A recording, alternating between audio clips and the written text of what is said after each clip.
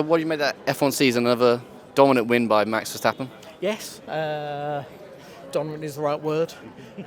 Boring for us in many respects, but you have to applaud what Max and Red Bull, but what Max has done every single time he's got in the car. It's rather impressive, rather special.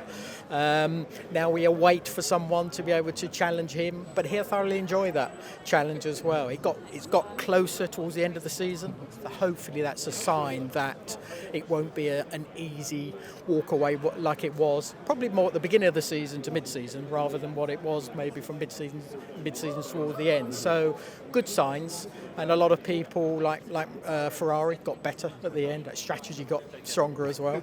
McLaren doing a good job at the same time, and then it's seeing the question mark of Mercedes. Can they turn it around and put themselves back where they dominated for many, many years? There's a chance of that, but we want it to happen because we want to see a really, really close fight. I was going to say, is there any standout team you think is going to challenge Red Bull? Because obviously McLaren are very good halfway through the year. Like you said, every team was sort of good at some points, but not as much as Red Bull. Is there one that you reckon will be right up there?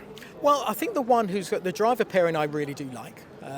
They have the right mentality. That's Charles Leclerc and Carlos Sainz. Ferrari have had in the last couple of years, they've had a car that probably should have won the championship, but through various reasons it never quite came together. And that's where you've had the likes of Mercedes in the past. It all comes together. You got it this year. It's every single element coming together, and then actually the driver then utilising that. And Ferrari, I think, in the latter part, showed those very, very positive signs, strategy as well, as I said before, that makes them, I think, a worry for Red Bull. And do you think that's the Fred effect? Has he done a good job in his first year? Well, absolutely. I spoke to someone in Abu Dhabi, and he sort of said it's just now we're just seeing those signs of what Fred is all about and what he's trying to draw together to be able to give them everything that they need when they actually start next season. So I like Fred. Fred is he's a good businessman, loves his racing. He's got the right mindset for it, and it looks as if it's definitely moved in the right direction. But there's still a little bit more work that needs to be done on the competitive side if you're really going to take it to Max. Maybe not in qualifying. Qualifying, I think it's all very, very sort of close. It's the race. That's where Red Bull and Max have still got a slight advantage. And on the Ferrari, sorry, I'll get you a question. Sorry, I'm being really rude. On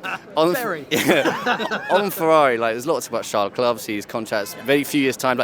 Where is he in the Verstappen-Hamilton bracket, or is he just a little bit under? It's where would you rank him on this grid? Well, I suppose if I was to be critical, the only thing that I suppose we've all seen are those mistakes, and those mistakes is something you don't see from Max.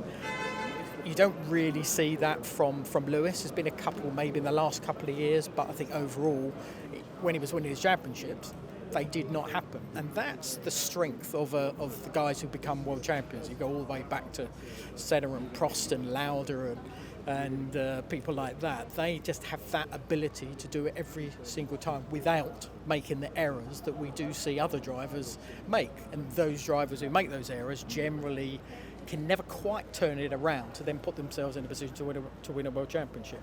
But I think Charles showed at the end of the year that I think that's moving again in the right direction. Can he attack Max and Lewis? Absolutely he can, and he's proven it. With the battles that they've had, wheel-to-wheel battles that he's had with Max, they have a respect for each other.